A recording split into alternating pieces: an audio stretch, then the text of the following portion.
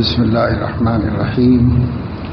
الحمد لله رب العالمين، والصلاة والسلام على أشرف الأنبياء وسادة الأتقياء وسيد المرسلين خاتم النبيين محمد وعلى آله وأهل بيته وصحبه أجمعين. أما بعد، فقد قال رسول الله صلى الله عليه وسلم: مثلي ومثل الأنبياء من قبلي كمثل رجل بنى بنيانا فأجمله وأحسنه وأكمله إلا موضع لبنة من زاوية فيطوف الناس ويقولون لو وزعت هذه اللبنة،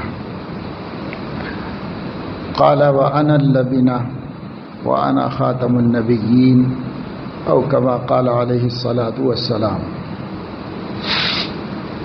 نبی کریم صلی اللہ علیہ وسلم نے مختلف عقیدے اور بنیادی باتیں مختلف مثالوں کے ذریعے سے عام فہم انداز میں سمجھانے کی کوشش فرمائی ہے، تاکہ امت مسلمہ ایمان کی حقیقت کو اچھی طرح سمجھے اور کوئی ایسی غلطی نہ کرے جس سے اس کا دین خراب ہو اور ایمان متاثر ہو۔ اسلام کے بنیادی عقائد میں سے ایک نبوت کا عقیدہ ہے۔ 3 عقیدے نہایت اہمیت کے حامل ہیں۔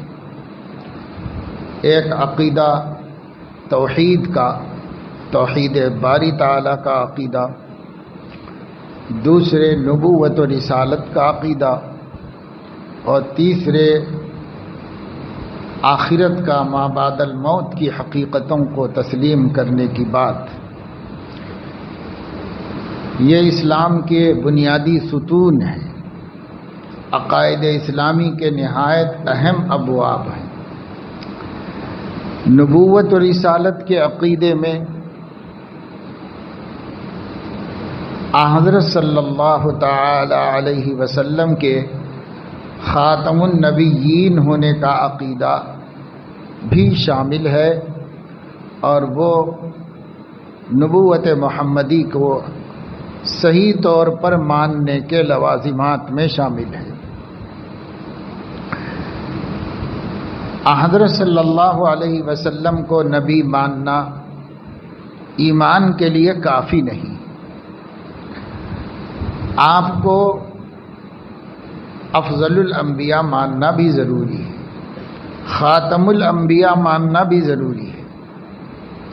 پھر اگر کوئی حضور علیہ الصلاۃ والسلام کو خاتم الانبیاء مانتا ہے، خاتم النبیین مانتا ہے، آخر الانبیاء مانتا ہے، لیکن اس کی اپنی کوئی تشریح کرتا ہے تو وہ بھی ایمان کے لیے کافی نہیں ہے، بلکہ مضر ہے۔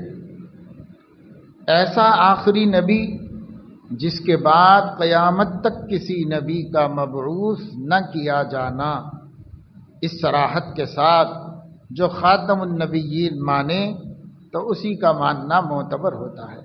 وہی شخص مومن ہے جو حضور علیہ الصلاۃ والسلام کو نبی بھی مانے، اور ایسا نبی مانے جو سب سے آخر میں ہیں اور جن کے بعد کوئی نبی نہیں۔ خاتم النبیین ماننے کی ایک صورت یہ ہوتی ہے کہ آپ کو آخری مانے، لیکن آپ کے بعد نبوت کے امکان کو مانے، اس کو بھی تسلیم کرے۔ اسلام کہتا ہے کہ ایسا نہیں ہے، حضور علیہ الصلاۃ والسلام نے جس طرح کہا ہے اسی طرح ماننا ہوگا۔ آپ نے فرمایا انا خاتم النبیین لا نبی بعدی، میں آخری نبی ہوں ایسا جس کے بعد کوئی نبی نہیں۔ اس لیے لا نبی بعدی کی وضاحت صراحت ذہن میں ہونا ضروری ہے لا نبی بعدہ، ان کے بعد کوئی نبی نہیں۔ ورنہ تو خود قادیانی لوگ بھی حضور علیہ السلام کو خاتم النبیین کہتے ہیں۔ پھر کوئی شخص کہہ سکتا ہے کہ بھائی جب وہ آخری نبی مانتے ہیں تو انہیں مومن کیوں نہیں مانا جائے؟ تو اس کا جواب یہی ہے کہ وہ حضور علیہ السلام کو خاتم النبیین اس طرح نہیں مانتے جس طرح صحابہ نے مانا تھا، جس طرح اہل السنت والجماعت مانتے ہیں، ایسے نہیں مانتے۔ مان کر آپ کو آخری کہہ کر بھی آپ کے بعد نبوت کے امکان کے راستے نکالتے ہیں اور کسی اور شخص کو بھی نبی مانتے ہیں۔ اس لیے انا خاتم النبیین پر حضور نے بات ختم نہیں کی، بلکہ لا نبی بعدی بھی فرما دیا، تاکہ بات پوری طرح سامنے رہے۔ ایسا آخری جس کے بعد کوئی نہیں، ایسا آخری، صرف آخری نہیں، ایسا آخری جس کے بعد کوئی نہیں۔ دنیا میں ایسے آخر ہوتے ہیں جن آخر کے بعد پھر ہم دوسرے دور میں کوئی اور بھی ہو سکتا ہے، کسی وجہ سے اس زمانے کا آخری، اس معاملے میں آخری، اس صفت کے اعتبار سے آخری، تب پھر امکانات باقی ہوتے ہیں۔ لیکن جب آپ ایسا آخری مانیں گے جس کے بعد پھر کسی کا امکان نہیں، تب جا کر عقیدہ ختم نبوت کا ثبوت ہوگا، نہیں تو مومن نہیں ہوگا، کافر کا کافر ہی رہے گا۔ پہلے سے مومن ہے تو اب کافر ہو جائے گا، مرتد ہو جائے گا، خارج اسلام ہو جائے گا۔ اگر امکان مان لیتا ہے آپ کے بعد بھی کسی نبی کا، کسی بھی قسم کے نبی کا، اس لیے جن جن لوگوں نے نبوت کا دعویٰ کیا وہ تعویلیں کرتے رہے، باتیں بناتے رہے۔ قرآن نے صاف طور پر اعلان کر دیا تھا، ما کان محمد ابا احد من رجالکم ولکن رسول اللہ وخاتم النبیین۔ محمد تم میں سے کسی مرد کے والد نہیں ہیں، مرد کے والد نہیں ہیں، رجال کہا ہے۔ رجال غلام کو نہیں کہتے، بچوں کو نہیں کہتے، بچوں کے والد تو تھے آپ بیٹوں کے والد تھے، ایک یا دو بیٹے آپ کے ہوئے ہیں، حضرت خدیجہ رضی اللہ تعالی عنہا کے بطن سے 3 بیٹیاں، آپ کی 4 بیٹیاں اور 2 یا 1 بچہ جس کے 2 نام تھے، یا 2 نام کے الگ الگ 2 بیٹے آپ کے ہوئے ہیں۔ ایک بیٹا ماریا قبطیہ آپ کی باندی سے بھی ہوا ہے جس کا نام ابراہیم، پہلے والے بچوں کا نام طیب و طاہر تھا، تیسرے بچے کا نام ابراہیم ہے، لیکن ان میں سے کوئی بڑا نہیں ہوا، رجل نہیں بن سکا۔ عربی میں بلوغ کے بعد رجل کہتے ہیں، اس سے پہلے رجل نہیں کہتے۔ بلوغ سے پہلے وہ غلام ہے، طفل ہے، بچہ ہے۔ تو ابا احد من اطفالکم نہیں فرمایا، ابا احد من رجالکم، کسی بالغ مرد کے والد نہیں ہیں حضور علیہ الصلوۃ والسلام، اگرچہ کہ چھوٹے بچوں کے والد ہیں، اس کا انکار نہیں ہے، بڑے لوگوں کے والد نہیں ہے، یعنی آپ کے بعد کوئی بیٹا آپ کا ایسا نہیں ہے جو آپ کا جانشین ہو، آپ کا وارث ظاہری ہو، ایسا کوئی آپ کا بڑا ہے ہی نہیں، بچے تھے انتقال کر گئے، اب کوئی نہیں ہے۔ جیسے آپ کے بعد آپ کا نسبی وارث کوئی نہیں ہے، اسی طریقے سے آپ کے بعد آپ کے جگہ پر کوئی نبی بھی نہیں ہے۔ ما کان محمد ابا احد من رجالکم، محمد آپ لوگوں میں سے کسی بڑے مرد کے والد نہیں ہیں، بالغ مرد کے والد نہیں ہیں، ولیکن پھر کیا ہیں؟ تو رسول اللہ و خاتم النبی، اللہ کے رسول ہیں اور آخری نبی ہیں۔ جس طرح کوئی بیٹا نہیں جو آپ کا جانشین بنے، اسی طرح کوئی رجل نہیں جو آپ کا دین میں جانشین بن کر آپ کی جگہ پر نبوت کا حامل ہو جائے، آپ کے بعد نبوت کا حامل ہو جائے۔ یہ بھی نہیں ہے، یہ بھی نہیں ہے، دونوں نہیں ہیں، کیونکہ آپ خاتم النبیین ہیں، آپ آخری نبی۔ آپ کا بیٹا ہوتا تو بیٹا اس لائق ہوتا کہ اسے نبوت سے سرفراز کیا جاتا، لیکن اللہ نے نہیں رکھا۔ بیٹے دیے مگر بڑے ہونے نہیں دیے اللہ تعالیٰ نے، بچپن ہی میں ان کا وصال ہو گیا۔ خاتم الانبیاء، بعد از خدا بزرگ، سب سے بڑے رتبے والا، سب سے بڑے مرتبے والا، اگر اس کا بیٹا ہوتا اور بڑا ہوتا تو کس شان اور مرتبے کا ہوتا؟ اگر نافرمان ہوتا، بے دین ہوتا، ہو سکتا ہے جیسا کہ نوح علیہ السلام کا بیٹا ہو، تو پھر یہ شان محمدی کے خلاف ہوتا۔ اور اگر لائق و فائق ہوتا تو اس کا اہل ہوتا کہ اسے نبوت عطا کی جائے۔ اللہ نے یہ مسئلہ رکھا ہی نہیں ہے۔ آپ کو آخری نبی قرار دے دیا، خاتم النبیین، آخری نبی، نبیوں کو ختم کرنے والے، یعنی نبیوں کا سلسلہ پورا کر دینے والے۔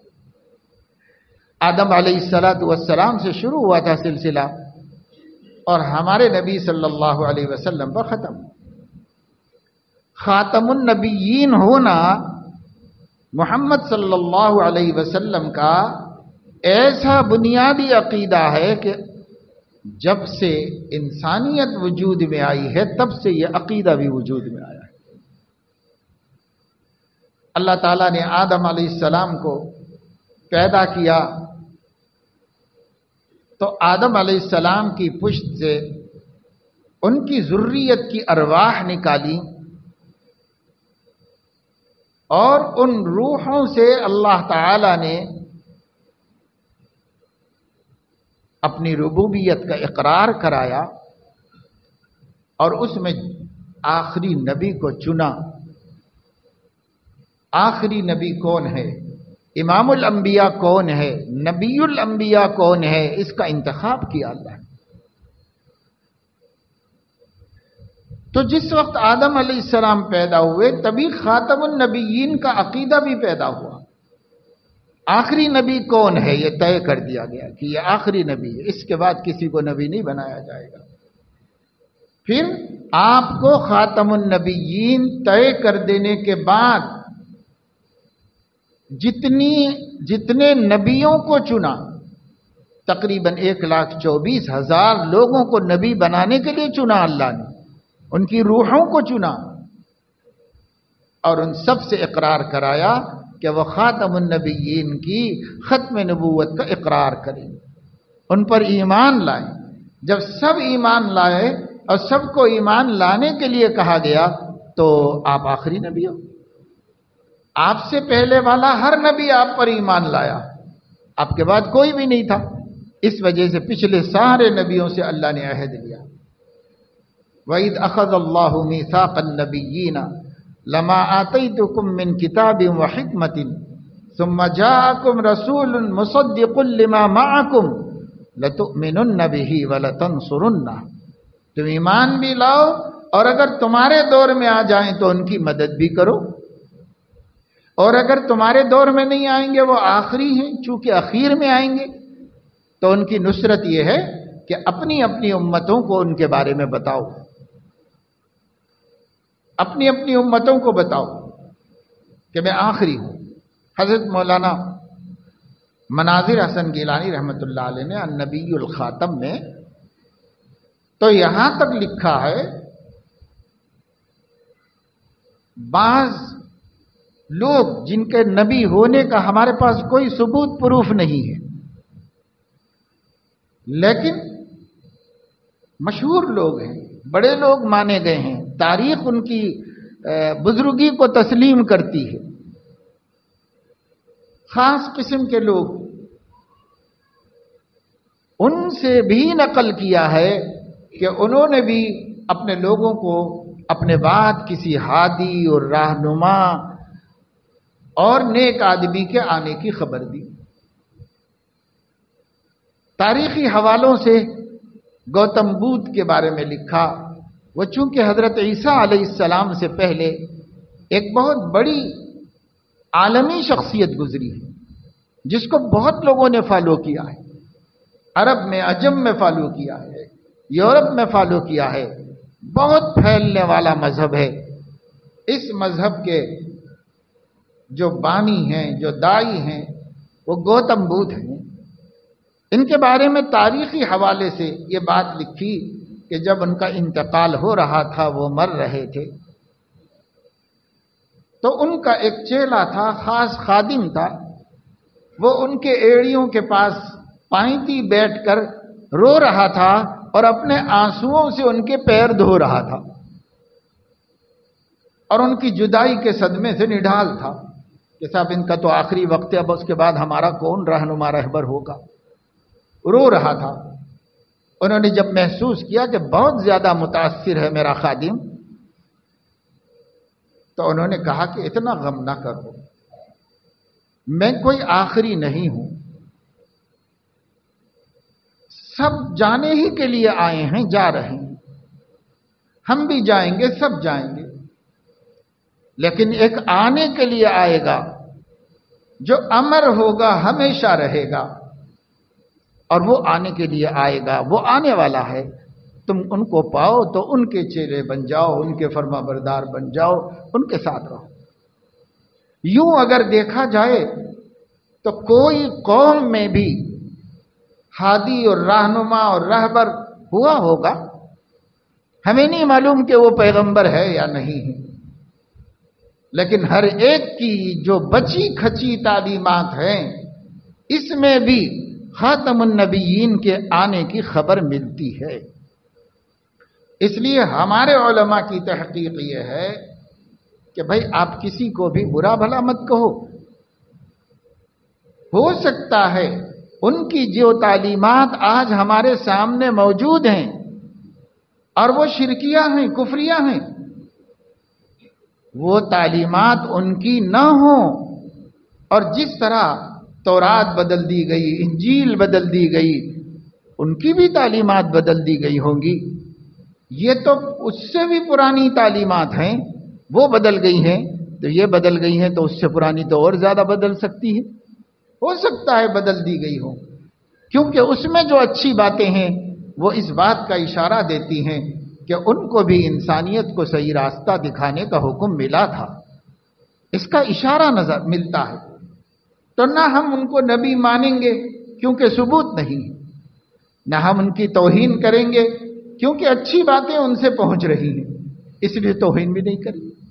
توحید کی باتیں انہوں نے کہی ہیں، لیکن بعد والوں نے خلط ملت کر دیا ہے سب، جیسے عیسائیوں نے کر لیا، جیسے یہودیوں نے کر لیا، ایسے ہی ہندوؤں نے بھی کر لیا ہوگا، ایسے ہی بدھسٹوں نے بھی کر لیا ہوگا، ایسے ہی اور قوموں نے بھی کر لیا۔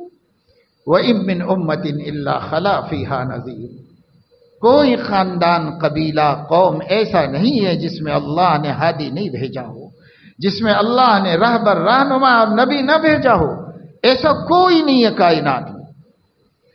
پر ہمارا طریقہ یہ ہے کہ جس کا نبی ہونا ثابت ہے اس پر نام کے ساتھ، تعین کے ساتھ ایمان لاتے ہیں، اور جن کا نبی ہونا ثابت نہیں ہے، تعین کے بغیر مجموعی طور پہ ہم ایمان لاتے ہیں۔ سارے نبی جن کو اللہ نے بھیجا، وہ کوئی ہوگا ہمیں نہیں معلوم، جو بھی اللہ نے بھیجا نبی بنا کر، سب پر ہمارا ایمان ہے۔ اور جن کا نبی ہونا ثابت ہے قرآن سے یا نبی پاک صلی اللہ علیہ وسلم کی خبر سے، ان کو متعین طور پر نبی مانتے ہیں اللہ رب العزت کا۔ مگر میں یہ بتا رہا ہوں کہ کسی بھی قوم کی بنیادی کتابوں کو پڑھیے، حتیٰ کہ ہندوؤں کی بنیادی کتابوں کو پڑھیے، تب بھی آپ کو پتہ چلے گا کہ آخری نبی خاتم النبیین کی خبر موجود ہے، ہر جگہ موجود ہے. لوگوں نے تعویلات کر لی، بعد کے لوگوں نے بدل لیا، بدلنے کی کوششیں کی ہیں، اور وہ کوششیں صاف تحریف سمجھ میں آ رہی ہیں، بدلنا سمجھ میں آ رہا ہے، لیکن ضد، ہٹ دھرمی، قومی اور خاندانی تعصب کی وجہ سے وہ اس کو نہیں تسلیم کرتے کہ ہر شخص نے آنے والے کی خبر دی ہے، اخیر میں آنے والے کی خبر دی ہے. آج بھی تمام غیر مسلم پنڈتوں کو، ہر مذہب کے ماننے والے کو، ان کے عالموں کو یہ بات معلوم ہے کہ ان کے مذہب میں، ان کی کتابوں میں سیدنا محمد الرسول اللہ صلی اللہ علیہ وسلم کے تشریف لانے کی خبر موجود ہے، اور آپ کے آخری زمانے میں آخری نبی ہونے کی خبر موجود ہے. کہیں رہے موجود، کہیں نہ رہے، ہمیں اس سے کوئی مطلب نہیں. قرآن کہتا ہے کہ آپ آخری نبی ہیں، خود آپ فرما رہے ہیں کہ میں آخری نبی ہوں، اور آپ کے یہ دعوے ہم تک صحت سند کے ساتھ پہنچے. کوئی مذہب ایسا نہیں ہے جو اپنی کتاب کی سند بتا سکتا ہو سوائے اسلام کے کہ وہ اپنے پیشوا، رہنما اور اپنے نبی کی زبان سے نکلی ہوئی ایک ایک بات کی سند بتا سکتا ہے. یہ بات آپ نے کب کہی، کیوں کہی، کس پس منظر میں کہی، کیا بیک گراؤنڈ تھا، کیا کسی نے کچھ پوچھا تھا یا اپنی طرف سے بتایا تھا، اور پھر ان سے کس نے سنی، ان سے کس نے سنی، ان سے کس نے سنی، تا آ کے ہم تک یہ بات پہنچی. اس لیے ہمارے پاس جو علم ہے اس سے معتبر دنیا میں کوئی علم نہیں. کیوں؟ اس واسطے کہ خبریں تو ہیں، خبروں کی کوئی سند نہیں. کس نے کہا، کب کہا، اس کی کوئی سند نہیں. ہمارے پاس خبریں ہیں، ہر خبر کی سند موجود ہے، اور اس معیار سے ہے کہ دنیا کی قوموں کے اسکالرز نے اس کو مانا ہے کہ مسلمانوں نے اپنے نبی کی باتیں جتنی محفوظ رکھی ہیں اور جتنے محفوظ طریقے بنائے ہیں، دنیا میں کسی کے پاس نہ یہ طریقہ ہے نہ یہ حفاظت ہے. ہر پیشوا کی بات عدل بدل ہو گئی ہے. مجال نہیں ہے کہ محمد الرسول اللہ صلی اللہ علیہ وسلم کی بات میں کسی علاقے کا، کسی زمانے کا کوئی فرد رد و بدل کر دے. گنجائش ہی نہیں ہے. ایسا نہیں ہے کہ نہیں کیا، لوگوں نے کیا، بہت کچھ کیا، لیکن کر نہیں پائے، ناکام ہو گئے. سچی بات محفوظ رہی، جھوٹی باتیں دیوار پہ مار دی گئی، ختم کر دی. سچی بات ہی محفوظ رہی. آج بھی گڑھنے کی کوشش کی جاتی ہے، کسوٹی موجود ہے، گڑھ نہیں سکیں گے، گڑھ نہیں سکے پہ. وہی بات جو زبان نبوت سے صادر ہوئی وہی حدیث بن کر موجود ہے، اور کوئی بات اس میں گھسائی نہیں جا سکتی، ٹھوسی نہیں جا سکتی، نکالی نہیں جا سکتی. وہ ایک اکھنڈ دیوار ہے جس میں ایک کنکر بھی داخل نہیں کیا جا سکتا، محفوظ کر دیا گیا. تو حضور علیہ السلام نے ہمیں بتایا اور ہم تک خبر مستند طریقے سے پہنچی. انا خاتم النبیین لا نبی بعدی، میں آخری نبی ہوں، میرے بعد کوئی نبی. آپ نے فرمایا وحی منقطع ہو گئی. وحی منقطع ہو جانے کا مطلب نبوت کا سلسلہ ختم ہو گیا. آدم علیہ السلام کے بعد وحی نہیں ختم ہوئی، شیس علیہ السلام کے پاس آئی، ختم نہیں ہوئی. ادریس علیہ السلام کے پاس آئی، ختم نہیں ہوئی. نوح علیہ السلام کے پاس آئی، ختم نہیں ہوئی. چلتی رہی، چلتی رہی، منقطع کبھی بھی نہیں ہوئی. تھوڑی دیر کے لیے رکی، پھر سلسلہ شروع ہوا، پھر رکی، پھر سلسلہ شروع ہوا. موقوف تو رہی، منقطع نہیں ہوئی. لیکن حضور علیہ السلام اپنی بعثت کے بعد فرما رہے ہیں نبوت اور رسالت کا سلسلہ بند ہو گیا، وحی ختم ہو. اب نہ کوئی نبی ہے نہ رسول. لا نبی بعدی ولا رسول، میرے بعد نہ کوئی عام نبی ہے نہ خاص نبی ہے، کوئی نہیں ہے میرے بعد، نبی ہی نہیں ہے میرے بعد، اس لیے میں آخری نبی ہوں۔ خاتم عربی زبان کا لفظ ہے، ختم کرنے والے کو کہتے ہیں، خاتم بھی ختم کرنے والے کو کہتے ہیں، زیادہ مشہور ہے، خاتم بھی ختم کرنے والے کو کہتے ہیں۔ علامہ انور شاہ کشمیری رحمت اللہ علیہ فرماتے تھے کہ خاتم کے ایک معنی انگوٹھی کے ہیں، اور انگوٹھی اس زمانے میں مہر کے لیے استعمال ہوتی تھی، اس لیے خاتم کے معنی مہر کے بھی ہیں لغت میں، عربی زبان میں مہر کو خاتم کہتے ہیں۔ تو بعض لوگوں نے اس میں سے گنجائش نکالنے کی کوشش کی کہ آپ کے خاتم النبیین ہونے کا مطلب یہ ہے ہر نبی آپ کا اسٹامپ لگا کر نبی بنتا ہے، لہذا نبی نہیں آئیں گے یہ مطلب نہیں ہے اس کا، آئیں گے مگر وہ آپ ہی کے اسٹامپ سے مستند ہوں گے۔ یہ گنجائش نکالی تو حضرت نے فرمایا کہ یہ بھی غلط ہے، اس واسطے کہ خاتم بمعنی مہر بھی آخری ہونے کے معنی دیتا ہے، کیونکہ کوئی بھی شخص اپنی تحریر کو کمی زیادتی سے بچانے کے لیے اسٹامپ یوز کرتا ہے، اور وہ اپنی دستخط کے نیچے اخیر میں کرتا ہے تاکہ اس کے اندر کوئی کمی زیادتی نہ ہو سکے، کوئی بڑھاوا ہی نہ ہو، بس یہاں تک میری بات ہے، اس کا ثبوت یہ ہے کہ میں نے اسٹامپ لگا دیا ہے، یہیں تک میری بات ہے۔ اگر خاتم کے معنی میں ہو آخری کے تب تو صاف ہے بات، اور اگر خاتم مہر کے معنی میں ہو اسٹامپ کے تب بھی یہ بات صاف ہے کہ اب آپ کے بعد کوئی نبی نہیں، کیونکہ اللہ نے مہر لگا دی سلسلے کے اوپر، اب اس سلسلے میں اضافہ نہیں ہوگا، اب اس سلسلے میں جو تحریر آگے لکھی ہوگی مہر کے بعد وہ سب من گھڑت، زائد، داخل کی ہوئی اور ناقابل قبول ہوئی، وہ میری نہیں، کوئی بڑھایا ہوگا اور وہ باطل ہے، غلط ہے۔ اسی طرح اللہ نے جب ہمارے نبی کو خاتم النبیین بنا دیا تو اس کے بعد اگر کوئی دعوی نبوت کرے تو اللہ یہ فرماتا ہے وہ میرا بھیجا ہوا نہیں ہے، وہ حاشیہ ہے، وہ اضافہ ہے، کسی اور نے کر لیا ہے، وہ ہمارے سے اس کا کوئی تعلق نہیں، ہمارا معاملہ تو محمد الرسول اللہ پہ ختم ہو گیا ہدایت کا۔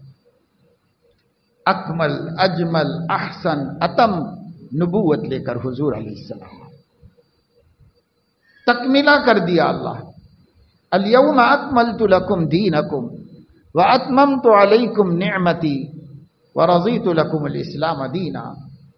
حضرت محمد صلی اللہ علیہ وسلم جو دین لے کر آئے، اس دین کے آ جانے کے بعد ہم نے دین کے سلسلے کو مکمل کر دیا، اور انبیاء بھی لے کر آتے رہے تھے لیکن ہم اسے بڑھاتے رہے تھے، ہم اس کو ترقی دیتے رہے، لوگ بدلتے رہے، زمانہ بدلتا رہا، حالات بدلتے رہے، اللہ اپنے ہدایت نامے کو بدلتا رہا، لیکن جیسے ایک انسان ہے اس کا بچپنا ہوتا ہے، دھیرے دھیرے ایک مہینے میں اس کا سائز بدل جاتا ہے، شکل بدل جاتی ہے، جسم بدل جاتا ہے، غذا بدل جاتی ہے، 2 مہینے میں اور بدل جاتا ہے، 3 مہینے میں اور بدل جاتا ہے، لیکن ایک عمر کو پہنچتا ہے تو اس وقت تک اس کا بڑھنا بدلنا سب ختم ہو جاتا ہے، اب جوں کا توں ہو جاتا ہے۔ اسی طریقے سے اللہ تعالی حالات زمانہ کے اعتبار سے، لوگوں کے قوا اور صلاحیتوں کے اعتبار سے نبی بدلتے رہے، دین بدلتے رہے، لیکن جب یہ قوم انسانیت اپنے شباب کو پہنچ گئی اور وجودی اعتبار سے کمال کی انتہا کو پہنچی، اللہ رب العزت نے کمال کی انتہا کے ساتھ نبوت عطا فرما دی، اعلیٰ درجے کی ہدایت اللہ نے دی۔ ایسا نہیں ہے کہ پچھلے انبیاء اپنے اپنے زمانے میں کامل نہیں تھے، ہر زمانے کا نبی اپنے زمانے کے لیے کامل نبی تھا۔ لیکن جب زمانہ کامل ہو گیا تو اللہ نے سب سے کامل اور سب سے آخری نبی کو مبعوث فرما دیا۔ حضور علیہ السلام تمام پچھلی نبوتوں کا بھی نور اپنی نبوت میں رکھتے ہیں، بلکہ وہ سارے انوار آپ ہی کے مشکات نبوت سے نکل کر عالم کے لیے ہدایت کا سبب بنے۔ آگے قیامت تک جیسی جیسی ضرورت ہو انسانیت کی، وہ سارے کمال ہدایت کا اپنی نبوت میں رکھتے ہیں۔ تو اب کیا ضرورت باقی ہے کسی کی؟ ضرورت نہیں باقی ہے۔ تبدیلی کی جتنی گنجائشیں ہیں، زمانے کے بدلنے سے، حالات کے بدلنے سے، لوگوں کے بدلنے سے جو تقاضے مزید پیدا ہوتے رہیں گے، وہ تقاضے سب گنجائش نبی کی شریعت محمدی میں رکھ دی گئی ہے۔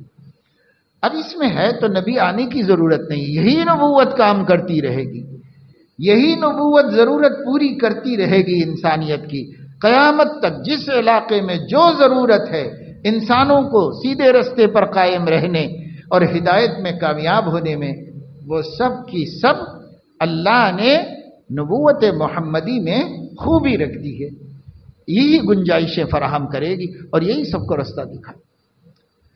اس وجہ سے ضرورت ہی ختم ہو۔ تاریخی اعتبار سے بھی علماء نے غور کیا اور یہ بات بتائی کہ بھئی پہلے انبیاء کیوں آئے، اسباب کیا ہوئے نبیوں کے آنے کے۔ ان اسباب پر غور کرنے سے پتہ چلتا ہے کہ حضرت محمد صلی اللہ علیہ وسلم کے آنے کے بعد وہ سابقہ کوئی سبب باقی نہیں ہے۔ جب کوئی سبب باقی نہیں ہے تو نبی کے آنے کی ضرورت بھی باقی نہیں۔ کبھی نبی ہی نہیں آیا تھا تو اللہ نے اس قوم کے لیے نبی بھیجا تاکہ حجت پوری ہو جائے۔ کہیں نبی آئے تھے لیکن نبی کی تعلیمات کو بدل دیا گیا تو پھر نبی بھیجا جنہوں نے آ کر بتایا کہ بھائی ایسا نہیں ہے، یہ سب گڑبڑ ہٹاؤ، جو سچ ہے وہ اتنا ہی ہے بس۔ کبھی ایسا ہوا کہ اللہ تعالی شریعت تبدیل کرنا چاہتے تھے تو نبی ہی کے ذریعے کریں گے، اس لیے نبی کو بھیجا اور شریعت تبدیل کر دی لوگوں کے واسطے۔ کبھی ایسا ہوا کہ نبی نے مددگار نبی کی درخواست پیش کی، اللہ تعالیٰ نے ان کو دوسرا نبی عطا فرما دیا، ایک اور نبی ان کے ساتھ کر دیا۔ تاریخ میں غور کریں گے تو یہی 4 سبب بنے نبی کے بھیجنے کے۔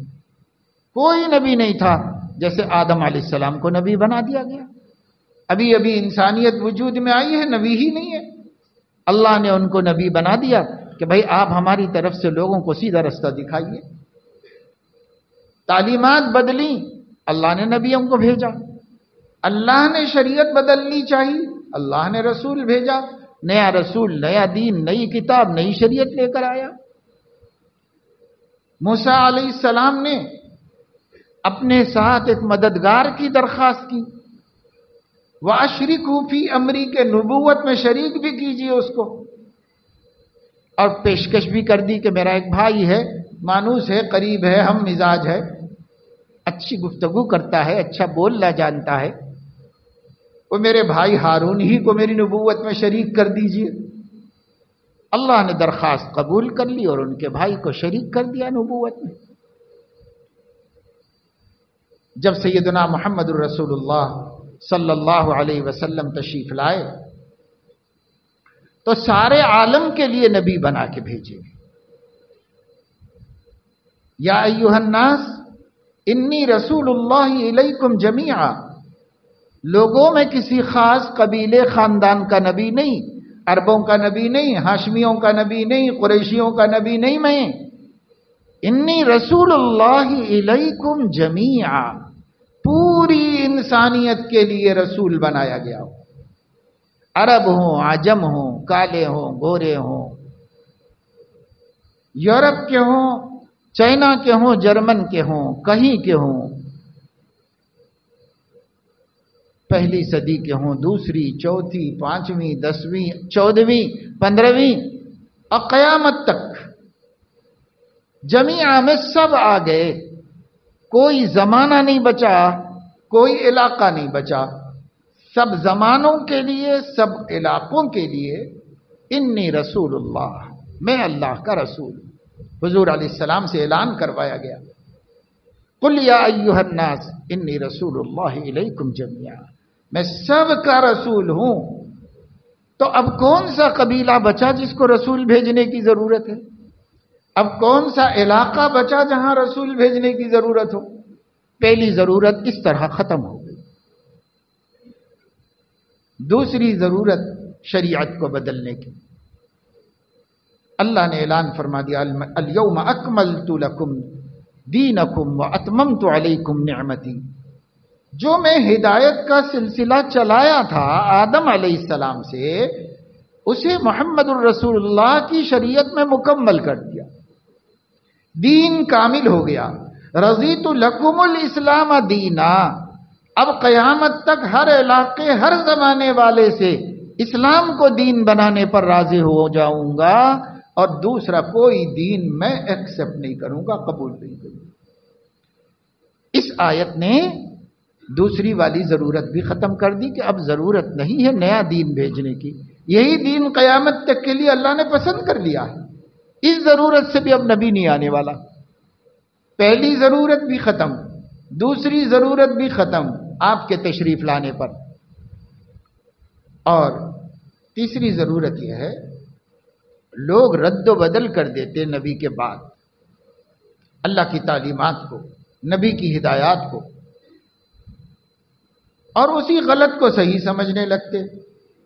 ضرورت ہوتی کہ ایک نبی بھیجا جائے جو نیا دین تو نہ لائے، مگر اس دین کے جو چیزیں اس میں داخل کی گئی ہیں، تحریف تبدیل ہوئی ہے، اسے ختم کر کے لوگوں کو صحیح صحیح بات بتا دے۔ بھائی یہ سب من گھڑت ہے، تمہارے لوگوں نے اس میں بڑھایا ہے، یہ نہیں تھا پہلے، نبی نے یہ نہیں لایا تھا، بتا دے، اصلاح کر دے، صحیح بات بتا دے لوگوں کو۔ اس کے لیے بھی کبھی ضرورت پڑی ہے اور نبی بھیجے گئے ہیں۔ مگر حضور اکرم صلی اللہ علیہ وسلم تشریف لائے تو اللہ نے فرمایا انا نحن نزلنا الذکر وانا له لحافظون ان علینا جمعه وقرآنه فاذا قرأناه فاتبع قرآنه ثم ان علینا بیانه۔ اللہ نے فرمایا کہ یہ جو قرآن ہے یہ اب میں اپنے بندوں کے ذمے نہیں رکھ رہا ہوں حفاظت، کیونکہ ماضی میں انہوں نے رد و بدل کیا ہے، اور یہ امت تو پورا ہی بدل کے رکھ دے گی، اس لیے میں کسی کے ذمے نہیں کروں گا، میں نے نازل کیا ہے، حفاظت میں خود کروں گا اس کی، اور نہ صرف قرآن کی حفاظت کروں گا بلکہ بیان قرآن کی بھی حفاظت کروں گا۔ یعنی اس قرآن کو سمجھانے کے لیے میرے حبیب نبی نے جو جو باتیں بیان فرمائی ہیں میں ان کی بھی حفاظت کروں گا اور قرآن کی بھی کروں گا، تاکہ قیامت تک نہ قرآن بدلے نہ معانی قرآن بدلے۔ اور قرآن کے الفاظ کی تبدیلی تو ناممکنات میں سے کر دی اللہ نے۔ ہاں لوگ کوشش کرتے رہے ہر زمانے میں کہ قرآن کے بیان اور اس کے معنی بدلنے کی کوشش کریں، مگر کوششیں ہر دور میں ہوتی رہیں، ناکام ہوتی رہیں۔ قرآن اپنے نبی کے کانسیپٹ کے ساتھ، اپنے نبی کے تصور قرآن کے ساتھ اسی طرح آج موجود، آج تک ہے، انشاءاللہ قیامت تک رہے، کیونکہ ذمہ داری لینے والا لا فانی ہے، ذمہ داری لینے والا خود قیامت قائم کرنے والا ہے، تو وہ تو باقی رکھنے کا ارادہ کر لیا ہے، کون بدل سکتا ہے؟ خدا جس کو رکھے اسے کون چکھے؟ پھونکوں سے یہ چراغ بجھایا نہیں جائے گا، چاہے قرآن کے اور بیان قرآن کے محفوظ ہونے سے کسی کو کتنی بھی تکلیف ہو۔ لِيُظْهِرَهُ عَلَى الدِّينِ كُلِّهِ وَلَوْ كَرِهَ الْمُشْرِكُونَ، مشرکوں کو، کافروں کو، منافقوں کو، یہودیوں کو، عیسائیوں کو اور دنیا کی کسی بھی قوم کو اسلام کے ہر دور میں، ہر علاقے میں سرسبز و شاداب اور ہرے بھرے اور پربہار رہنے سے کتنی بھی تکلیف کیوں نہ ہو، میں اپنے آخری نبی کے آخری دین کو ہمیشہ تر و تازہ رکھوں گا، سرسبز و شاداب رکھوں گا، اسے کوئی بجھا نہیں سکتا، اسے کوئی مرجھا نہیں سکتا۔ یریدون لیطفئوا نور اللہ بافواہہم، دشمنان اسلام اللہ کے نور کو یعنی قرآن کو اور سنت نبی کو بجھانے کی کوشش کر رہے ہیں، اس کے ارادے کر رہے ہیں، اسباب کر رہے ہیں، اور واللہ متم نورہ ولو کرہ الکافرون، اللہ اپنے نور کو پورا کرنے کا ارادہ کیا ہوا ہے، کافروں کو بھلا لگے برا لگے۔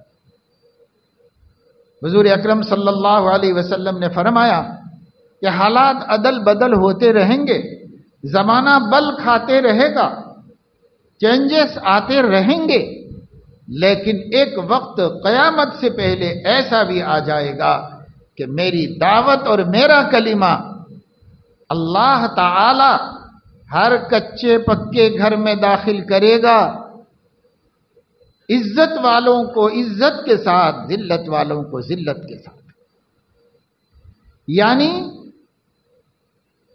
کلمہ لا الہ الا اللہ جو خوشی سے قبول کرے گا عزت کے ساتھ اس کے گھر میں آ جائے گا، اور جو خوشی سے قبول نہیں کرے گا زبردستی اس کے گھر میں اسلام داخل ہوگا اور ایمان داخل، کلمہ داخل ہوگا۔ بعز عزیز وبذل ذلیل وبذل ذلیل وبعز عزیز، ہر کچے پکے مکان میں کوئی گھر نہیں چھوٹے گا، کلمے کی توحید کا نور داخل ہوگا۔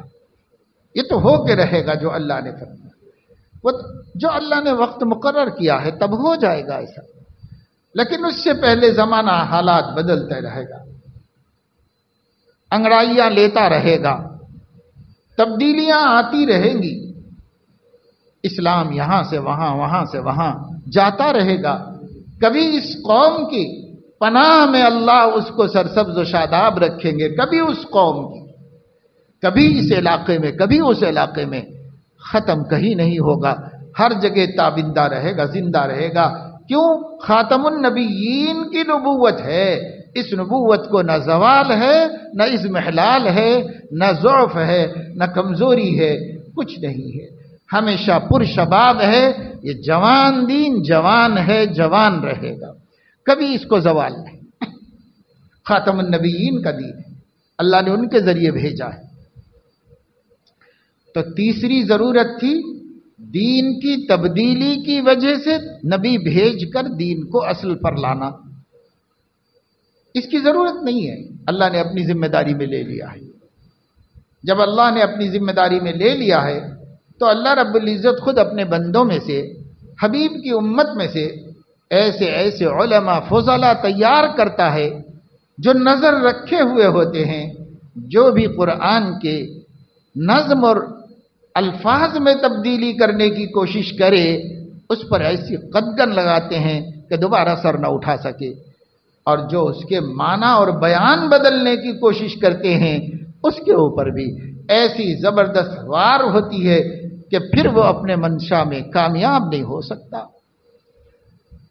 آج بھی کوششیں ہیں، انٹرنیٹ پہ چل رہی ہے، نظم قرآن کو بدلنے کی بھی، معنی قرآن کو بھی بدلنے کی۔ ہمارا عقیدہ ہے کہ کتاب اللہ القرآن نظم و معنی جمیعاً کا نام ہے، معنی بھی وہی جو اللہ نے مقرر فرمائے اور الفاظ بھی وہی جو اللہ نے مقرر فرمائے، یہ دونوں مجموعہ محفوظ ہے اللہ کی پناہ میں۔ اس لیے ایک تیسری وجہ تھی تاریخ میں نبیوں کے آنے کی، وہ بھی آپ کی نبوت پر ختم ہو گئی، اب ضرورت نہیں باقی رہی۔ اور چوتھی اور آخری وجہ یہ تھی کہ نبی خود اپنا مددگار مانگے، ہمارے نبی نے کبھی مانگا نہیں اور کبھی اللہ نے ان کو کوئی معاون و مددگار نبی دیا نہیں، وہ چوتھی ضرورت بھی ختم ہو گئی۔ اب فرماتے ہیں علماء پوری تاریخ نبوت پر نظر ڈال کے کہ یہی چار وجہوں سے نبی آئے اور یہ 4 وجہوں میں اب کوئی وجہ باقی نہیں رہی حضرت محمد صلی اللہ علیہ وسلم کی بعثت کے بعد، اس لیے نبی کی ضرورت بھی باقی نہیں۔ انا خاتم النبیین لا نبی بعدی، بار بار بڑھا دیا۔ ان النبوۃ والرسالۃ قد انقطعت فلا نبی بعدی ولا رسول، میرے بعد کوئی نبی نہیں، کوئی رسول نہیں، سب کی ضرورت ہی ختم۔ اور حضور علیہ السلام نے مثال دے کر سمجھایا، ان مثلی ومثل الانبیاء من قبلی، میری اور میرے سے پہلے جو نبی آئے ہیں ان دونوں کی نسبت کیا ہے اور ان کی مثال کیا ہے، ایک مثال سے سمجھو۔ نبی بہت آئے پیچھے، ان میں اور میرے میں نسبت کیا ہے، اور میرے بعد قصہ کیا ہے نبوت کا، اس کو ایک مثال سے سمجھو۔ کمثل رجل بنا بیتن او بنیانن، ایک شخص نے ایک گھر بنایا اور فَأَكْمَلَهُ وَأَجْمَلَهُ وَأَحْسَنَهُ، بہت شاندار، بہت خوبصورت، بہت بڑھیا گھر بنایا، ہر زاویے سے، ہر طرف سے، جدھر سے بھی دیکھو اس کی خوبصورتی، اس کی مضبوطی، اس کی قوت، اس کی طاقت، اس کی جمال، اس کے حسن پر کوئی انگلی نہیں اٹھا سکتا، ایسا خوبصورت محل بنایا ایک شخص نے۔ الا موضع لبنۃ من زاویۃ من زوایا، اس کے کناروں میں سے کسی کنارے پر ایک اینٹ کی جگہ خالی چھوڑ دی، باقی پورا کمپلیٹ کر دیا، ایک اینٹ کی جگہ نہیں، ایک اینٹ لگنا باقی ہے، اس میں اتنا سوراخ رہ گیا ہے، اینٹ بقدر سوراخ، اب باقی سب کمپلیٹ کر دیا، اور بہت حسین اور بہت جمیل اور بہت خوبصورت بن گیا۔ فطاف الناس حولہ، لوگوں کو پتا چلا تو آ کے دیکھتے تھے، گھوم گھوم کے اس کو دیکھ رہے تھے، اس گھر کی زیارت کرنے کے لیے لوگ آتے تھے، اور اس کے حسن و جمال سے یعجبون، بہت تعجب کرتے، بہت خوش ہوتے تھے، بہت خوش کرتے، ماشاءاللہ کیا محل ہے، کیا محل ہے، کتنا شاندار، کتنا خوبصورت۔ ہر آدمی دیکھ دیکھ کر خوشی کا اظہار کرتا تھا، یعجبون لہو، خوش ہوتے تھے، خوشی کا اظہار کرتے تھے، وَيَقُولُونَ، اور ساتھ میں ہر شخص کی زبان پر یہ جملہ ہوتا تھا، ہَلَّا وُزِعَتِ اللَّبِنَةُ، یہ ایک اینٹ کیوں رکھ دی گئی بھائی خالی، یہ بھی رکھ دی جاتی تو اس میں کوئی نقص نہ ہوتا، اس کا کمال کو پہنچ جاتا، کوئی کمی اس میں نہ ہوتی۔ ہَلَّا وُزِعَتِ اللَّبِنَةُ، لو وُزِعَتِ اللَّبِنَةُ، کاش کہ اس میں یہ ایک اینٹ کی جگہ بھی بھر دی جاتی، اب اس میں کوئی نقص نہ ہوتا۔ یہ مثال دی حضور علیہ السلام نے، ہر آدمی دیکھتا، خوش ہوتا، پھر ہر ایک کی زبان پہ وہ ایک سوراخ باقی ہے، یہ بھی بند ہونا چاہیے تھا، یہ کیوں رہ گیا، یہ کیوں رہ گیا، ہر ایک کی زبان پہ ہوتا۔ یہ مثال دینے کے بعد فرمایا وَأَنَا اللَّبِنَةُ، وہ آخری اینٹ میں ہوں، محل نبوت میں، قصر نبوت میں جو آخری اینٹ باقی تھی وہ میں ہوں۔ وَأَنَا خَاتَمُ النَّبِيِّينَ، اس طرح میں آخری نبی ہو گیا، ایک ہی اینٹ کی جگہ تھی، وہ جب رکھ دی گئی اب اس میں کیا اضافہ کریں گے، جو اضافہ کریں گے وہ اس کے حسن کو اور بھدا کر دے گا، جو اضافہ کریں گے اس کی خوبصورتی پر داغ ہو جائے گا، ایک ہی کمی تھی وہ پوری ہو گئی۔ تو آدم سے لے کے سیدنا عیسیٰ علیہ السلام تک جتنے بھی انبیاء علیہم السلام تشریف لائے، ہر ایک اپنی جگہ پر قصر نبوت کا ہیرا ہے، قصر نبوت کی مضبوط اینٹ ہے، سب اپنی جگہ پر، لیکن اس کی خاتمیت، اس کی کاملیت، اس کی تکمیل، اس کی تتمیم وہ سیدنا محمد الرسول اللہ صلی اللہ علیہ وسلم کے ذریعے سے کر دی گئی۔ اب آپ اس کے اندر اینٹ تو اینٹ، کوئی روڑا بھی گھسڑنے کی کوشش کرو گے تو وہ داغ ہو جائے گا، عیب ہو جائے گا، اس کا بجائے اس کے حسن کو بڑھانے کے اور گھٹا دے گا۔ یہ مثال دے کر حضور علیہ السلام نے فرما دیا کہ بھائی لوگوں اب میرے بعد اس کو تلاش مت کرو، بس میں ہوں، میں ہی رہوں گا قیامت تک، میری ہی نبوت رہے گی، میری ہی دعوت رہے گی، میرا ہی نام رہے گا۔ اللہ نے اذان میں، نماز میں اشہد ان لا الہ الا اللہ کے ساتھ اشہد ان محمد الرسول اللہ کو بڑھایا، اور حد یہ ہے کہ جو لوگ نبی کے بعد، خاتم النبیین کے بعد امکان نبوت کے قائل ہیں، ان کی اذان میں بھی یہی دو نام ہیں، اشہد ان لا الہ الا اللہ، اشہد ان محمد الرسول اللہ، یہی ناموں کے ساتھ باقی رکھے ہوئے بولے۔ اللہ نے کہا بھائی یہ دو نام رہیں گے، میں آپ کے نام کو سر بلند کروں گا۔ اپنے نام سے جوڑ دیا، اللہ بلند، نبی کا نام بلند، اللہ تعالی ہمیشہ، نبی کا نام ہمیشہ۔ اللہ نے ان کو اپنے ساتھ جوڑ کر انہیں دوام، پائیداری اور بقا عطا فرما دیا، جس کو فنا نہیں۔ اپنے نام سے جوڑ لیا اللہ رب العزت۔ جہاں کہا جائے گا لا الہ الا اللہ، وہاں محمد الرسول اللہ۔ جب گواہی دی جائے گی اللہ کی وحدانیت کی، تو محمد کی رسالت کی بھی گواہی دی جائے گی۔ جب اذان کہی جائے گی، جہاں کہی جائے گی سارے عالم میں، بلکہ اب تو سائنس کا دور ہے، سائنس کی روشنی میں، جدید ٹیکنالوجی کی مدد سے 24 گھنٹے دنیا بھر میں کیا ہو رہا ہے، اس پر ریسرچ کی گئی تو یہ نتیجہ نکلا کہ پوری دنیا میں 24 گھنٹے اگر کوئی آواز کنٹینیو آ رہی ہے تو وہ اذان کی آواز آ رہی ہے۔ کیوں؟ اس واسطے کہ اذان اوقات کے ساتھ مقرر ہے، یہ وقت ہوگا تو اذان کہی جائے گی، اور وقت ساری دنیا میں چینج ہوتا رہتا ہے۔ تو جہاں جو وقت ہے وہاں کوئی نہ کوئی اذان ہو رہی ہے، کوئی نہ کوئی اذان ہو رہی ہے، ہر جگہ ہر وقت اذان ہو رہی ہے، اور اذان میں اللہ کا نام سر بلند ہے اور اللہ کے نبی کا نام سر بلند ہے۔ ساتھ ہی ساتھ دنیا پورے عالم کے چپے چپے میں 24 گھنٹے اشہد ان لا الہ الا اللہ، اشہد ان محمد الرسول اللہ کی آواز سن رہی ہے۔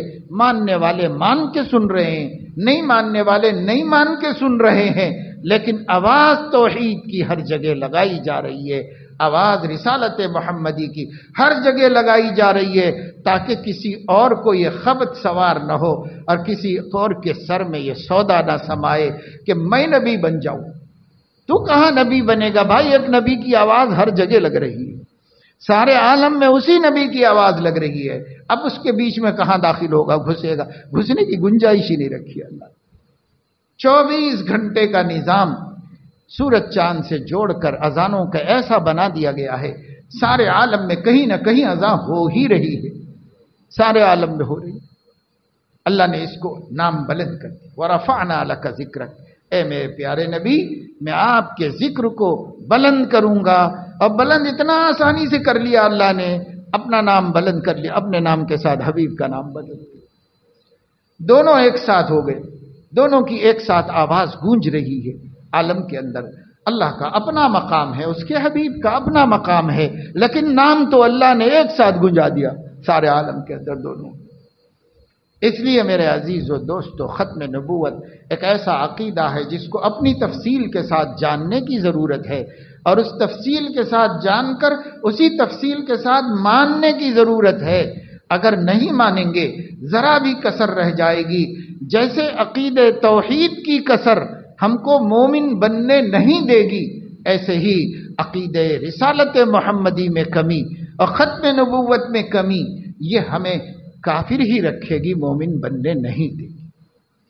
پہلے سے مومن ہے تو مرتد ہو جائے گا، اور اگر پہلے سے کافر ہے تو کافر ہی رہے گا۔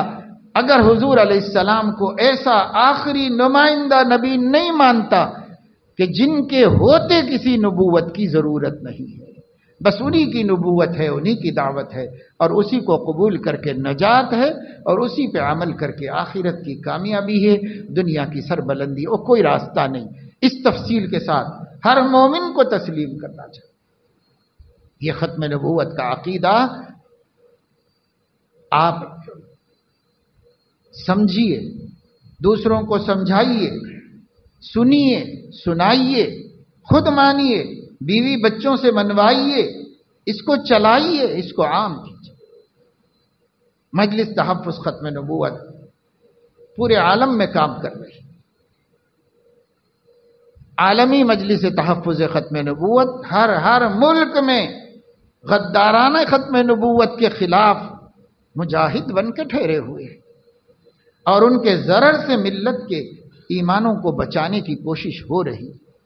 الحمدللہ ختم نبوت کے جیالے سارے عالم میں جانوں کے نذرانوں کے ساتھ کھڑے ہوئے ہیں، سارے عالم میں اپنے مال، اپنی صلاحیت، اپنا علم، اپنی جوانی، اپنی قوتیں، اپنی طاقتیں آخری نبی کی شان خاتمیت کے تاج کو محفوظ رکھنے، چوروں لٹیروں سے بچانے کے لیے سب کچھ قربان کرنے تیار ہے۔ پھر کل ہند مجلس تحفظ ختم نبوت دارالعلوم دیوبند میں قائم ہے، اور وہاں سے لے کے پورے ہندوستان کے چپے چپے میں اللہ کے نبی کی شان خاتمیت کے محافظین کھڑے ہوئے، ہر کام چھوڑ کے اسی کام میں لگے ہوئے۔ کوئی بدعقیدگی لائے گا اور کوئی ایسی بات بولے گا جو حضرت محمد صلی اللہ علیہ وسلم کی خاتمیت کے خلاف ہو، تو اس کا گلا وہیں دبوچا جائے گا اور اس کی بات کو وہیں مٹایا جائے، وہیں ختم کیا جائے۔ یہ کوششیں نہ کی جاتی اسباب کے درجے میں، اللہ نہ کراتا تو اتنے نبی کھڑے ہوتے جیسے برسات میں کیڑے گرتے ہیں، اتنے نبی کھڑے۔ ہر باغی، ہر جاہل گنوار کے دل میں نبی بننے کا شوق سمایا ہوا ہے، جس کو دیکھو نبی بننے کے لیے بےتاب، لیکن مجبور ہے کہ صاحب چلے گی نہیں گاڑی۔ اور کچھ سرکشوں کو مال کے غرور نے، حکومتوں کی پشت پناہی نے کھڑا ہی کر دیا، اور وہ بے حیائی کی انتہا کو پہنچ کر خاتم النبیین کے بعد بھی اپنی نبوت کی جھوٹی باتیں کہتے رہے۔ ان بے شرموں کو، بے حیاؤں کو، کذابوں کو، دجالوں کو اللہ نے دنیا میں بھی رسوا کیا، اور آخرت میں بھی وہ رسوا ہوں گے ہی، اور ان کا تعاقب برابر اللہ کے نبی کے عاشق، اللہ کے نبی کے سچے غلام مسلسل کر۔ پورے ربیع الاول کے مہینے میں ہر عنوان سے جلسے ہوتے رہے، پورے ملک میں ہوتے رہے، بیانات ہوتے رہے، جلسے ہوتے رہے۔ ہونا چاہیے، نبی کی یاد کا ایک موقع ہے، اسی مہینے میں تو نہیں لیکن اس مہینے میں بھی ہونا چاہیے، پورے سال بھی ہونا چاہیے، اس مہینے میں بھی لوگ خاص طور سے کرتے ہیں۔ تو مجلس تحفظ ختم نبوت نے پورے مہینے میں، پورے ہماری ریاست کی مجلس نے پورے اسٹیٹ کے، تلنگانہ کے ہر ضلع میں، ہر قصبے میں ختم نبوت کے عنوان سے آپ کی سیرت طیبہ کا جلسہ رکھا۔ گاؤں چپے چپے، قصبے قصبے کے اندر الحمدللہ رکھا۔ شہر کے مختلف زونز میں، مختلف علاقوں میں ہوتا رہا۔ پھر مجلس نے یہ چاہا کہ یہ آخری ربیع الاول کا آخری جمعہ، اس جمعے میں خاص طور سے ہر خطیب، ہر عالم عقیدہ ختم نبوت کی وضاحت کرے، کی صراحت کرے، کیونکہ علم نہیں ہونے سے لوگ مبتلا ہوتے ہیں، علم نہیں ہونے سے لوگ گمراہیوں میں پڑ جاتے ہیں۔ بڑے بڑے قابل لوگ حیدرآباد میں ہم ایسے جانتے ہیں جو اچھے خاندانوں سے تعلق رکھتے ہیں، اچھی صلاحیت ہے، پڑھے لکھے ہیں، ذہین ہیں، سمجھدار ہیں، لیکن مرتد ہو گئے۔ بیٹیاں ان کی مرتد ہو گئیں، بچے مرتد ہو گئے۔ حیدرآباد شہر کے اندر اچھے لائرز میں، ڈاکٹرز میں، انجینئرز میں باپ داداؤں سے سچے پکے مسلمان چلے آ رہے، لیکن اب وہ اسلام کے خلاف کھڑے ہوئے، اب وہ حضور علیہ السلام کی خاتمیت کی شان کا مقابلہ کرنے کھڑے ہوئے۔ اللہ بچائے کوئی زام میں مبتلا نہ ہو، کوئی یہ نہ سمجھے کہ میرے جیسا آدمی نہیں گمراہ ہوگا۔ لا حول ولا قوت الا باللہ۔ اللہ کی امان میں رہو، اللہ کی پناہ میں رہو، اللہ سے دعا کرتے رہو، سراپا احتیاج رہو۔ مولا تو نہیں بچائے گا ایمان تو سلامت نہیں رہ سکتا، قبر تک میرے ایمان کو سلامت رکھ۔ آخری سانس میں ایمان کی سلامتی کے ساتھ لوں، اس وقت تک محتاج ہیں، ایک لمحہ بھی نہیں۔ وہ آخری سانس جو اکھڑ جائے وہ ایمان پر، تب تو بچے، ورنہ بچنے کا کوئی راستہ نہیں۔ اس لیے ڈرتے رہنے کی ضرورت ہے، کوشش کریں، محنت کریں، علم حاصل کریں، اپنے جہل کو دور کریں۔ علم روشنی ہے، روشنی کو پانے کے لیے فکر مند ہوں۔ جیسے دنیا کی روشنی حاصل کر رہے، دین کی، ایمان کی روشنی بھی حاصل کرو، اور وہ کتاب و سنت کے بغیر نہیں مل سکتی، اور کتاب و سنت کی فہم علماء کے بغیر نہیں مل سکتی۔ اس لیے خود مختار مت بنو۔ کتنے لوگ سیلف اسٹڈی میں سیدھے رستے سے وہ غلط رستے پہ چلے گئے۔ علم شخصی نہیں ہوتا، شخصی مطالعے سے ہدایت بھی ہو سکتی، گمراہی بھی ہو سکتی۔ یضل بہ کثیرا ویہدی بہ کثیرا وما یضل بہ الا الفاسقین، قرآن کا اعلان ہے۔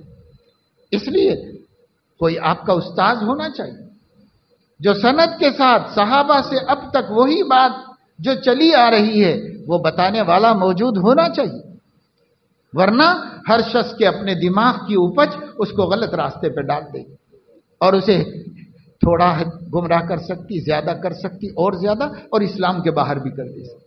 ہو رہے ہیں لوگ اس وقت۔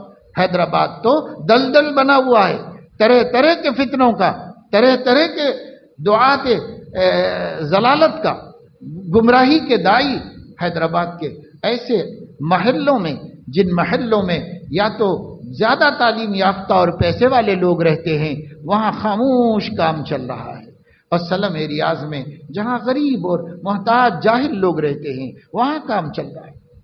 بس درمیان کے کچھ مسلمان ہیں جو مسجدوں سے، علماء سے، دین کی محنتوں سے، دینی تحریکوں سے جڑے ہوئے ہیں، تو کچھ وہ تو بچے ہوئے ہیں، لیکن ماں بقی نیچے کا طبقہ، اوپر کا طبقہ سب گمراہ بھٹکتا چلا جا رہا ہے۔ اللہ حفاظت فرمائے۔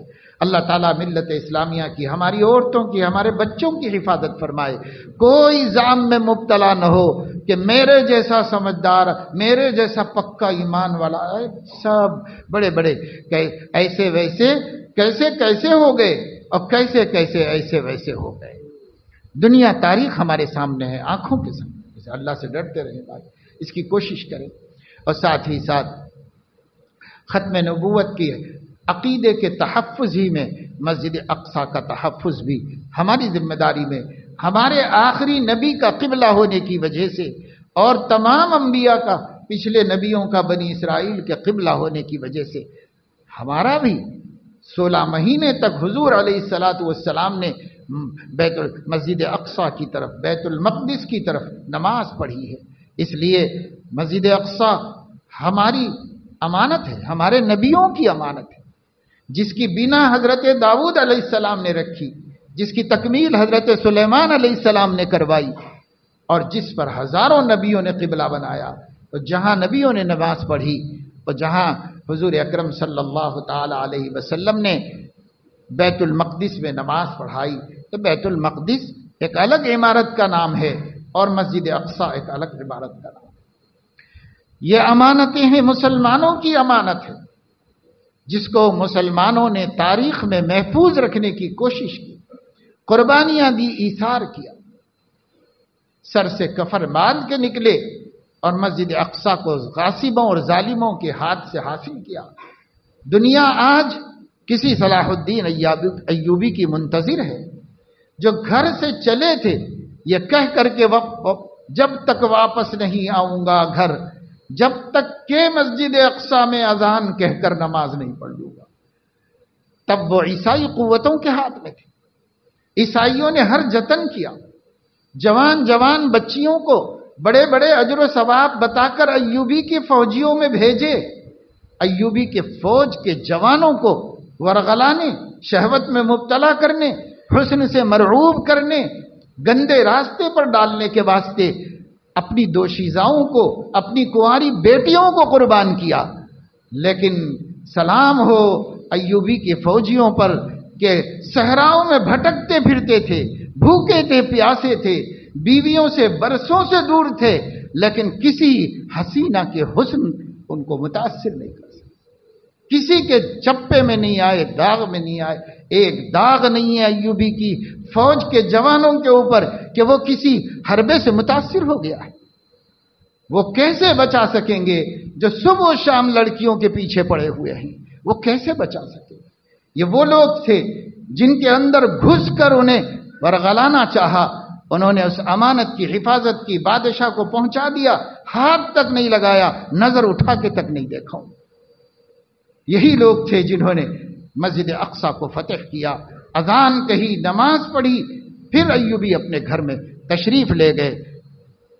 میرے دوستو عزیزو، کچھ نہیں کر سکتے تو رو اللہ کے سامنے، کچھ نہیں کر سکتے تو رو۔ ایک مٹھی بھر جماعت ہے جس نے زندگی کے ہر عیش کو قربان کر دیا ہے، جس کے معصوم بچے اور ہر عیش کو قربان کر دیا ہے، جن کی زبانوں کے اوپر جب ان کی زبان بولنے لگتی ہے تو الاقصی کے علاوہ کچھ بھی نہیں، اسی کے لیے جی رہے ہیں، اسی پر جان دے رہے ہیں۔ اللہ ان کی حمایت فرمائے، ان کی حفاظت فرمائے۔ کیا یہ دہشت گردی ہے کہ ایک آدمی کا گھر چھین کر دوسرے لوگ گھس گئے ہوں اور وہ یہ لڑ رہا ہو کہ بھئی میرے گھر میں سے نکلو، میرے گھر میں سے نکلو؟ کیا کسی عقل مند کے نزدیک یہ دہشت گردی ہے؟ ہمارے پرائم منسٹر نے اس کو دہشت گردی کہا۔ کسی عقل مند سے پوچھو، میرے گھر میں کوئی گھس جائے اور اس گھر میں سے میں اس کو ڈھکل کے نہیں نکالوں گا باہر، اور نکلنے کے لیے لڑائی نہیں ہوگی اس سے اگر وہ نہیں نکلنا چاہ رہا۔ جرمن میں ہٹلر نے 90% یہودیوں کا خاتمہ کر کے باؤ بغضب علی غضب کی علامت بنا دیا تھا، اور 10% کو اس لیے چھوڑ دیا تھا کہ میں 10% یہودیوں کو چھوڑ دیا ہوں، ان کو بھی مٹا سکتا تھا لیکن چھوڑ اس لیے دیا ہوں کہ دنیا ان کی خصلتوں کو دیکھ کر سمجھے کہ میں نے کیوں مارا تھا۔ دنیا سمجھے یہ کتنے بے غیرت لوگ ہیں، کیسے ظالم ہیں، ان کے سینوں میں پتھر ہے، ان کے سینوں میں دل نہیں۔ دنیا کو دکھانے کے لیے چھوڑ دیا تھا۔ وہی 10% جس کو یورپ کی کسی کنٹری نے قبول نہیں کیا تھا، فلسطین کے مسلمانوں نے ویلکم کیا۔ آ جاؤ بھائی، ہماری زمین پہ بس جاؤ، اس لیے کہ قابل رحم ہو، وطن سے بے وطن ہو، خاندان مٹ گئے، بچ گئے جو بچ گئے، آ جاؤ ہماری زمین پہ بس جاؤ۔ اپنی زمین پر جس نے مہمان بنا کر قبول کیا تھا، یہ ظالم جابر ناہنجار مہمانوں نے اپنے میزبان کو بے دخل کر دیا، نکال کے باہر۔ آہستہ آہستہ آہستہ آج پورے فلسطین پر قبضہ کر کے بیٹھے۔ اور یورپ کے ظالم جو انصاف اور انسانی حقوق کی بات کرتے ہیں، وہ جب مسلمان کی بات آتی ہے تو منہ پہ مہر لگا لیتے ہیں، خاموش بیٹھ جائیں۔ آج کیوں نہیں مدد کی جا رہی؟ جس کے گھر میں 70 برس سے جن کو اپنے گھر سے بے گھر کر دیا گیا ہے اور خود دوسرا آ کر وہاں وطن بنا کے بیٹھا ہوا ہے۔ کیا دنیا کے پاس کوئی دوغلی پالیسی ہے؟ دنیا انصاف پسند نہیں، انصاف کرنے والا آسمانوں پر بیٹھا ہوا ہے، اس کے پاس دیر ہے پر اندھیر نہیں ہے۔ وہ وقت آئے گا، حقدار کو حق دلائے گا۔ اللہ حقدار کو حق دلاتا ہے، اسلام حقدار کو حق دلاتا ہے، حقدار کو حق ملے گا۔ آپ کچھ نہ کر سکے، بھائی دعا تو کرو کہ اللہ ظالم کی کمر توڑ دے اور مظلوم کی حمایت فرمائے۔ اللہ جو اپنی ذاتی مال کے لیے لڑ رہے ہیں، جنہوں نے اپنی پشتوں کو کھو دیا ہے، جنہوں نے خاندانوں سے اپنے کو محروم کر لیا ہے، کیا وہ دنیا میں رحم کے قابل نہیں؟ ساری دنیا کو مل کے رحم کرنا چاہیے تھا، لیکن ان پہ رحم نہیں ہو رہا ہے۔ خیر، رحم کرنے والا الرحمن موجود ہے، اس کی کسی حکمت سے دیر ہو رہی ہے، لیکن ظالم یہ سمجھ لیں کہ رحمان سب کو دیکھ رہا ہے۔ جب وقت آئے گا وہ گردن ناپے گا، پھر کسی کی قوت کام نہیں آئے گی، کسی کا ہیلپ کام نہیں آئے گا، کسی کی سرپرستی کام نہیں آئے گی، سب کہیں نہیں ہوں گے۔ فَقُطِعَ دَابِرُ الْقَوْمِ الَّذِينَ ظَلَمُوا وَالْحَمْدُ لِلَّهِ رَبِّ الْعَالَمِينَ کی تفسیر سامنے آئے گی۔ اللہ تعالیٰ اپنے کرم سے تمام مظلوموں کی مدد فرمائے۔ دنیا میں جہاں کہیں کوئی بھی مظلوم ہے، اللہ ظالم کے شکنجے سے اسے آزاد کرائے، اس کا حق اس کو دلائے۔ اللہ تعالیٰ خاص طور سے فلسطین کے مسلمانوں کی حمایت فرمائے، ان کو ان کا ذاتی حق اپنے کرم سے عطا فرمائے اور لوگوں کو انصاف کرنے کی توفیق عطا فرمائے۔ آمین وآخر دعوانا الحمدللہ۔